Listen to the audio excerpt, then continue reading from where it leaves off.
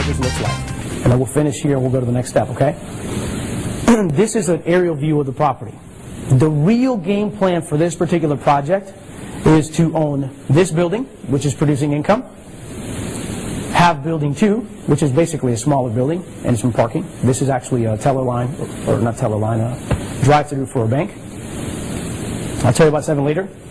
And this is another parking lot, okay? This is owned by a separate corporation. This is owned by another guy. And this is basically a parking garage. You follow me? What most people don't know is that in downtown Orlando, there's limited space to build up and make them nice, right? So technically, this is one of the last pieces in the downtown area that you can build something magnificent. In order to do something like that, you need the whole block. You follow? That would take this $20 million deal and make it a $300 million deal. Because if you take the whole block, we've already talked to the renovation people, it could build up to 1 million square feet of space. By the way, the building's 130,000 square feet. Big difference. Okay, so the real big and best use for this particular project is the assemblage of the block. Only one problem. Where are we right now in the real estate cycle? Right. So if I did that, what's going to happen to me? I'm going to go bankrupt, like Trump. Right? So what do? You slowly start acquiring the block. So here's what happened. The owner who owned this went out and bought 2, 4, and 3. And he wrote a lease through Bank of America for this particular property, which he's in default. Bank of America's chasing him. Over $1.5 million, something like that. All right? So it created a unique opportunity for us because we know we want to get the deal. We know he's distressed. So we go to contract for $16 million. In fact, we talked about that with the students. Some people were like, you're crazy. Why are you going to buy this property for $16 million in a down market? What you didn't know is that what we needed was the real financials to determine the value of that property. Right? Who has the financials? The owner. So what do? Put it under contract at $16 million. We get information. Now we look at the numbers, and lo and behold, during due diligence, we find out he's in default on the mortgage and on his property taxes.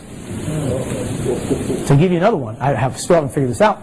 We look at the records, and the property is being assessed for $20 million of value. Okay, that's like $500,000 a year in property taxes. It's a big chunk of money. How do the tax appraisers evaluate a commercial property? They send surveys. And the property owner will typically say, well, the property is 40% occupied, so the income's this, and so based on land value and based on income, we're going to give it a value of maybe $10 million. Right? It's usually lower. What does this guy do? He fakes the number so the property's worth 20 because he thinks he can sell it for more in a down market. So now he's stuck paying property taxes and he can't sell the property. So he increases expenses by 100%. Was that a smart move? Stupid. Why? Because he's managing himself.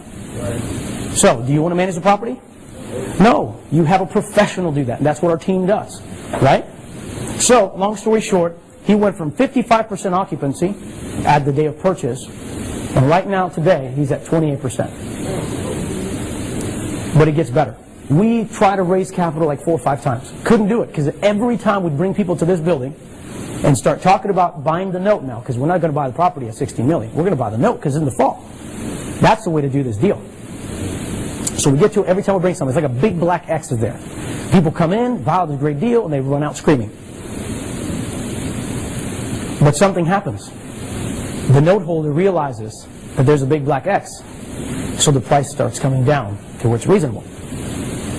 We finally pitched some other investors and got some capital committed. We started working on the note purchase again. The investor who had all the money wanted to what? Change the game.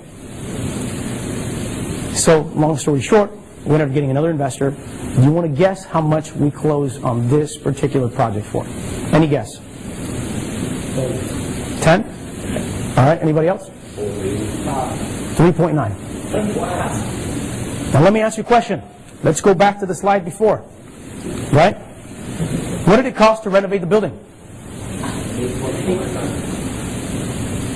What did it cost to buy the building? Off the guy who didn't know what he was doing. No, not this. And this deal now. 3.9. The building is occupied 28%, right? Guess what? Even at 28% right now, because there's no debt and we invested at 3.9, it covers the expenses and we still have a little bit of money. So what happens with the rest of the floors? Is that a good day in the office? Can you guys see that even a 16-story building doesn't have to be $20 million? Unless if you have a 1031 exchange, and what do you do then?